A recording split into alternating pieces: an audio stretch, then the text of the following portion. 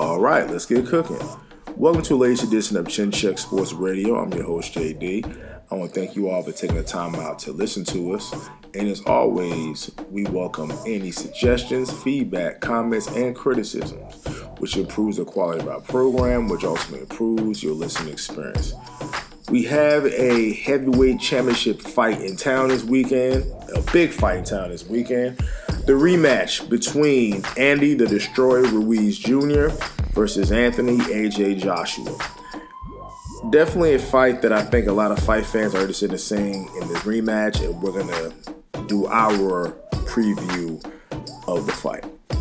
Quick little roll call. Champion, Andy Ruiz Jr., 34 total fights, 33 wins, 22 big wins by way of knockout, and 1 loss. And that 1 loss was a majority decision to Joseph Parker, December of 2016. The same Joseph Parker who has lost decisions to Anthony Joshua. So, Anthony Joshua, and that's the funny part. Andy Ruiz was actually a virtual nobody, but we're going to break that down a little bit once we take care of now the challenger, Anthony Joshua. Anthony Joshua, 23 total fights, 22 wins, 21 big wins by way of KO, 1 loss. Now, on his resume, what really brought Joshua to prominence was a classic fight, April of 2017 versus older and faded longtime heavyweight champion of the world, Vladimir Klitschko. Now, I never ever want to put an asterisk next to somebody's accomplishments or achievements in the ring, but that fight versus Klitschko came after Klitschko's loss to losing the new heavyweight title to Tyson Fury, who was set up for the rematch against Deontay Wilder, but we'll discuss that as the fight gets closer. Then he had a TKO victory in 7 rounds versus perennial heavyweight challenger Alexander Povetkin, September of 2018. Then a fight versus Andy Ruiz. Now, what's funny about both of these guys, they're both born in 1989, with Andy Ruiz born September 11th and Anthony Joshua born October the 15th. So these guys born the same year, a month apart. Champ Ruiz stands 6'2" in height, weighs in the area of 262 pounds with a 74-inch reach, while Anthony Joshua stands 6 feet 6 inches tall, weighs in the neighborhood of 245 pounds. If you look at recent pictures, probably 5 or 10 pounds less, and with an 82-inch reach. Now, what brought about this fight on June the 1st, 2019 was Anthony Joshua scheduled to fight Jarrell Big Baby Miller, who failed multiple drug tests. So, of course, failing multiple drug tests, already had the date set of the fight, and Andy Ruiz was a last-minute substitution. Funny, when opportunity knocks on your door, you take opportunity and you snatch it, and you snatch for all it's worth. So they have the fight in Madison Square Garden. Now, this was Anthony Joshua's American debut, because say what you want, he is a big star over in Europe, especially in London, England, drawing crowds 60, 70,000 people, which was kind of in line with the Klitschko's during the height of their reign. They're doing 70, 80,000 people in Germany. So this goes to the whole Eastern European stranglehold over the heavyweight championship of the world. So the fight's made. Anthony Joshua decides to fight in Madison Square Garden, again the mecca of boxing, the famous site of Ali Frazier 1, the classic Felix Trinidad fights, including his fight versus Bernard Hopkins. You have Mike Tyson fighting in that arena. I've been in to watch boxing matches, so of course Madison Square Garden is known as the world's most famous arena, and no other bigger stage to make your American debut than Madison Square Garden. And of course that would bring Anthony Joshua, kind of make him more known to American fans, even though he's well known in Europe. But that really would have opened eyes to the American fan base to really whet the appetite for a potential unifying fight versus Deontay Wilder. Or that was a plan. Now, if you look at the two, Joshua and Ruiz, they say you should never judge a book by its cover, and in that case, that was so true. And again, this fight was really supposed to be a perfunctory step in order to get to Deontay Wilder a mega money fight. I'm sure would have pulled a lot of money. So you have Andy Ruiz, short, chubby. Anthony Joshua seemingly chiseled out of granite. Well, we know in boxing, it does not work that way all the time. So in noticing that fight, in the first round, when Anthony Joshua came out, he was extremely dry. It looked like he had not warmed up in his locker room. He did not break a sweat. I mean, extremely dry. And I remember watching an old HBO broadcast, and former heavyweight champion of the world, two-time heavyweight champion of the world, George Foreman, that was something that he used to preach. He used to say, you know, do not come out of your dressing room dry, okay? You need to warm up. And if you go back and watch that first Shane Mosley versus the late Vernon Forrest fight, his big thing that he criticized Shane Mosley was he came out extremely dry to start that fight. So seemingly he did not warm up. There was not a lot of sweat on his body. Again, it could be from the long leg because he did have the challenge of waiting in the ring while he made his entrance. So maybe that had something to do with it, but really nothing, you know, no good warm up. I didn't see a good sweat in his body. Anthony Joshua almost kept his hands low. If you go back and watch that first fight, he kept his left hand extremely low. I mean, his hands was extremely low. Now, Andy Ruiz, of course, don't judge a book by its cover. You see him; he does not have the most aesthetically pleasing physique, but he's a boxer, and here's why: the man had over 100 amateur fights. That says a lot. So when you watch Andy Ruiz in the ring, especially in that fight, you notice he was a very well-schooled fighter. And by well-schooled, he kept his hands up. I mean, that's basic one-on-one. And if you listen to reading their resume and their wins-losses, Andy Ruiz was a much more experienced fighter than Anthony Joshua, starting pro before Anthony Joshua did. So clearly he was an experienced fighter, a longer pro fighter, along with his amateur experience. So he came out, he kept a nice tight high guard. And was really walking. I felt walking back Anthony Joshua, or walking him down rather, and really wasn't, quote, cutting the ring off, but just coming right towards him. Now, as Anthony Joshua started to open up with the offense, I felt Andy Ruiz was doing a great job of counterpunching.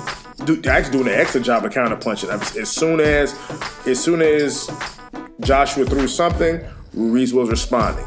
If Joshua missed, Andy Ruiz made him pay. So definitely good fundamental skills on the part of Andy Ruiz Jr. Again, he had good defense. He kept his hands up. Is a natural counterpuncher. So that's a thing that people didn't take into consideration, is that this guy is a good counterpuncher. And that's a certain skill to learn how to be a good counterpuncher. Now, the way to beat the counterpuncher is by throwing combinations. Just throwing combinations, because of course a counterpuncher is going to counterpunch maybe one or two punches. You throw multiple punches, he's not going to counterpunch at the same rate. I don't think that applies here. You're dealing with heavyweights, one or two punches at a time. So I thought Andy Ruiz's style, especially in those first two rounds, I thought he looked like a fighter who definitely belonged in the ring with this guy, despite all the hype, despite the physical differences. He clearly looked that he felt that he needed to be in the ring, or felt comfortable being in the ring with Anthony Joshua. Now, where the action takes place, where the shift in the heavyweight universe happened, started in the third round. Third round, it looks like Anthony Joshua is now starting to warm up. Looks like he's starting to get, he's starting to feel more comfortable in the fight. He's letting his punches go a little bit. Catches Andy Ruiz Jr. with a nice left hook on the inside. Drops Andy Ruiz.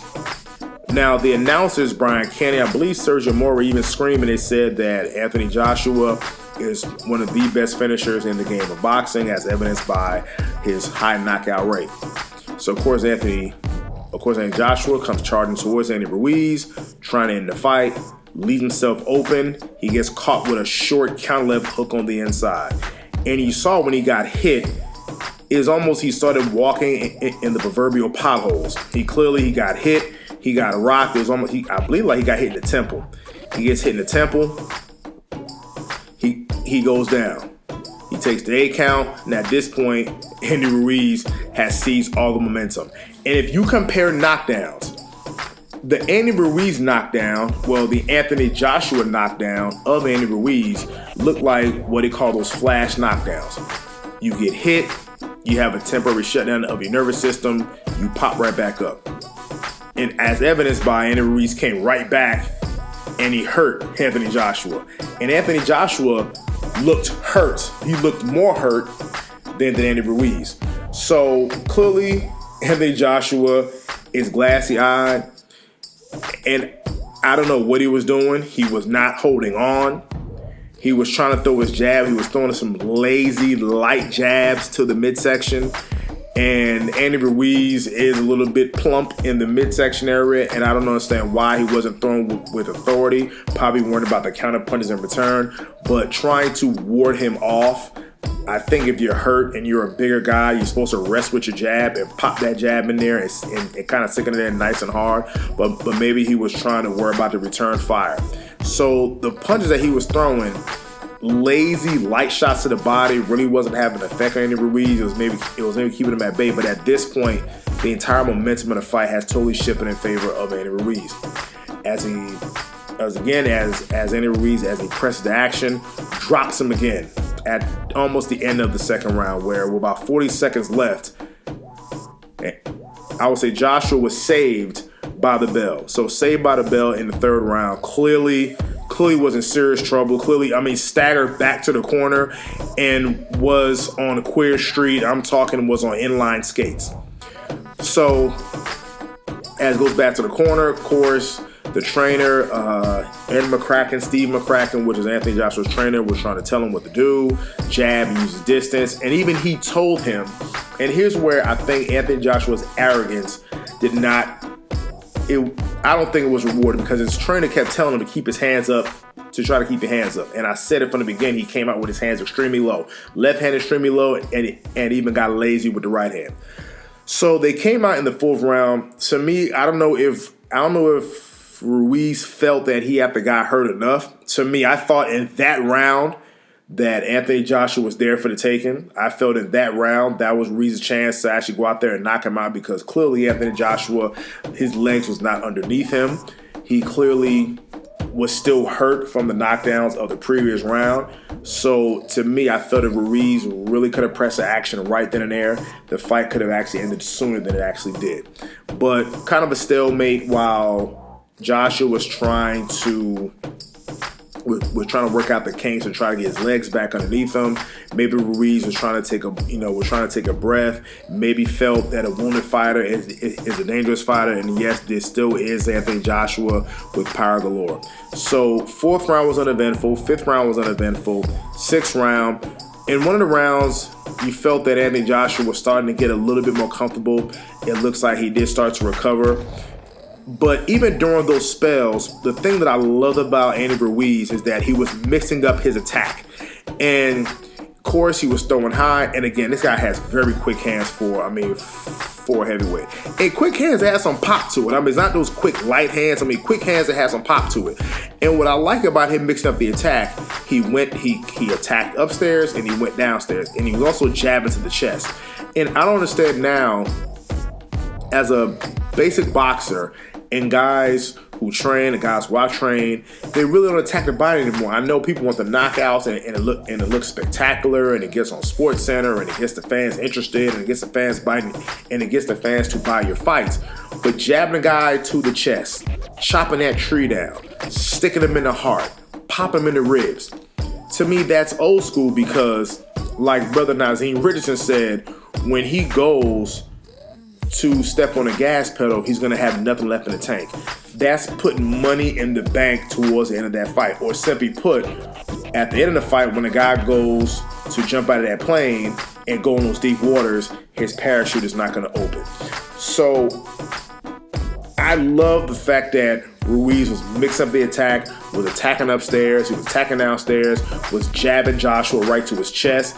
And to me, young fighters, let that be a lesson. Jab a guy to the chest, because why is that? and even Sergio Moore was saying it during the broadcast, he was jabbing to the body, picking him off in the midsection because he was setting Anthony Joshua up to land overhand right.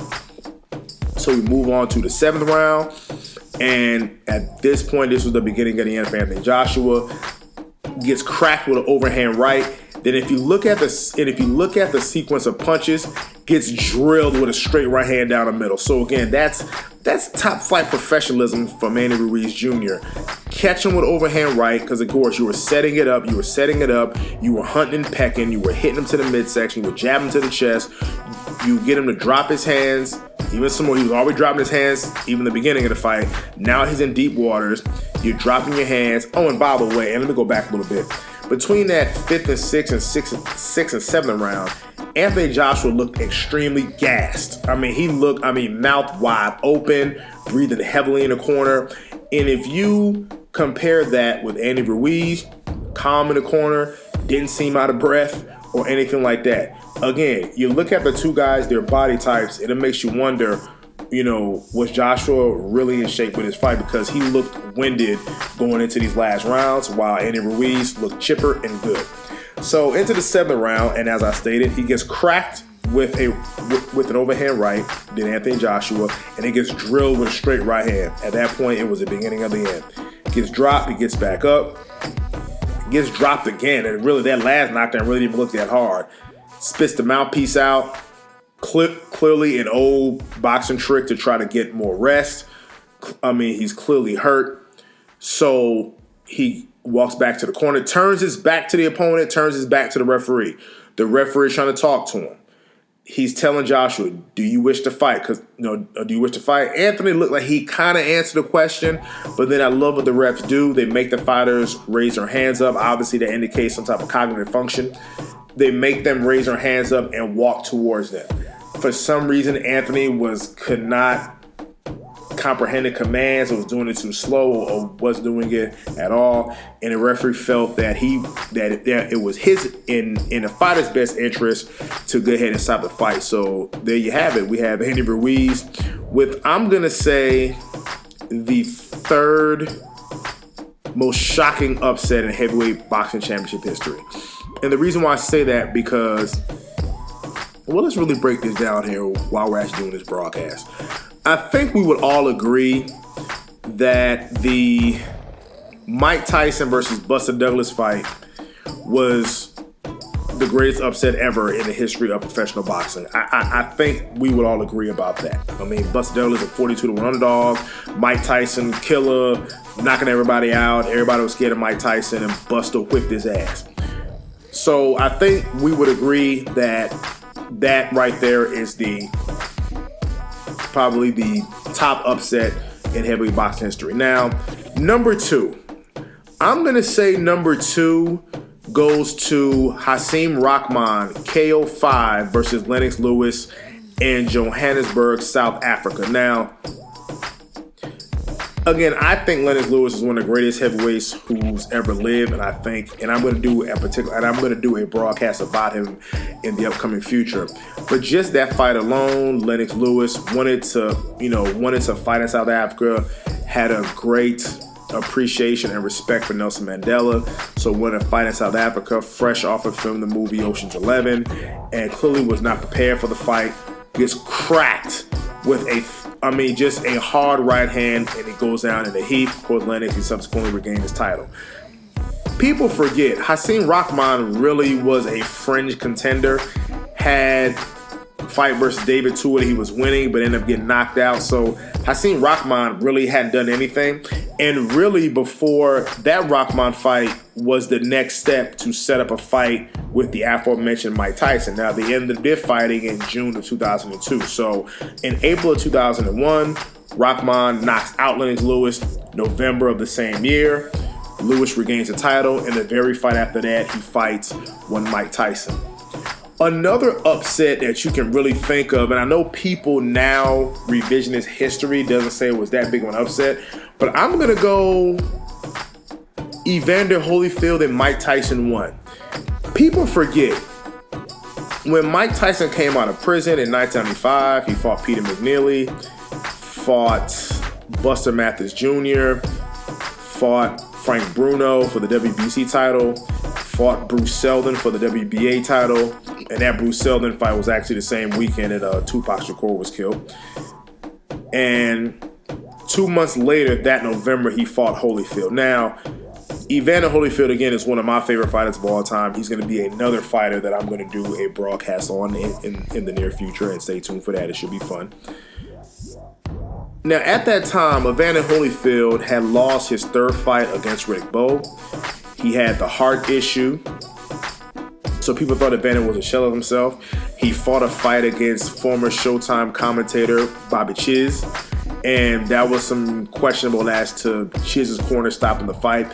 So Holyfield really hadn't built a lot of momentum, and I thought that Don King and Tyson's people thought that, Holyfield was still a bit of a name, and there was some name value to Holyfield. Remember, Holyfield, the original odds of that fight, I believe, was 25-1, and eventually was 9-1 and 6-1 as the fight drew. But nobody really outside of Atlanta, Georgia, and Holyfield's people gave Holyfield a legitimate shot to win that fight, because the thought process was that Tyson was destroying everybody, and Holyfield was a shell of his former self. Again, the knockout from Riddick Bowe. He actually lost the title previously to Michael Moore. So the knockout of Riddick Bowe, the lesser stellar performance against Bobby Chiz, who was really a blown-up cruiserweight. So there was this belief that Holyfield was being let out, to slaughter, and end up dominating the Iron Mike.